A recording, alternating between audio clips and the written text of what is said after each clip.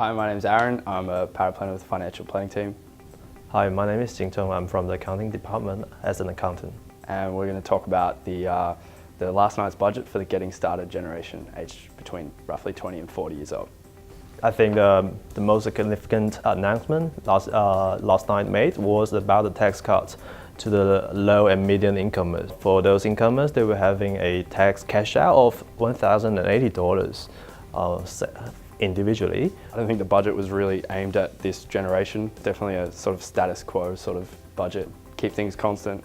So yeah, the low income tax offsets is definitely the biggest one, but other than that, there's not that much to talk about. And there's not really much that we can say you need to rush in to see your financial planner or you need to rush in and see your accountant, because this year there's just not as many changes as there has been in previous years. They haven't changed super very much. The most significant change for this generation is just an extra $1,000 or $2,000 in the pocket. Now the government is spending money on lowering the unemployment rate, 525 million on 8,000 apprenticeships. So which means there will be more jobs on plumbings, carpenters and bakers. The apprenticeships can have $2,000 if they reach the key milestones. I think the population of Melbourne's nearly 8 million, so how far does 80,000 apprenticeships really go for the national unemployment rate? Yeah, but those 80,000 is for the startups, maybe for the graduates. People are feeling hard to get jobs. With that support, I think that kind of helped the economy growth, right?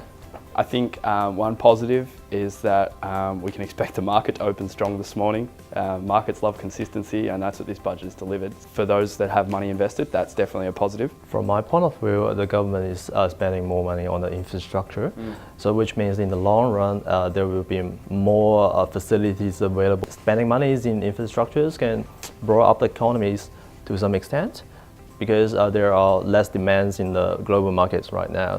So when they spend monies nationally, they can create more jobs for the prosperity and well-being of the Australians.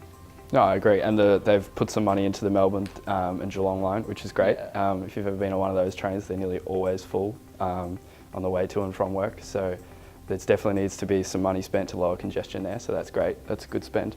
If you're thinking to open up a small business, you might be aware of that the government is increasing the instant asset write-off threshold from 25,000 to 30,000. So if you're considering buying an asset to start your business, that could be the incentive you get from the government. I think one of the greatest things about this budget, and we remarked upon this as a team last night, was that this is one of the first budgets in years that superannuation hasn't been changed.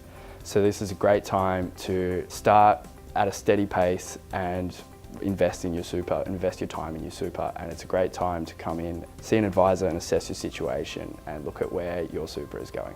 Regardless of what the government proposed, if you have any questions, you just come to us to seek advice from our advisors.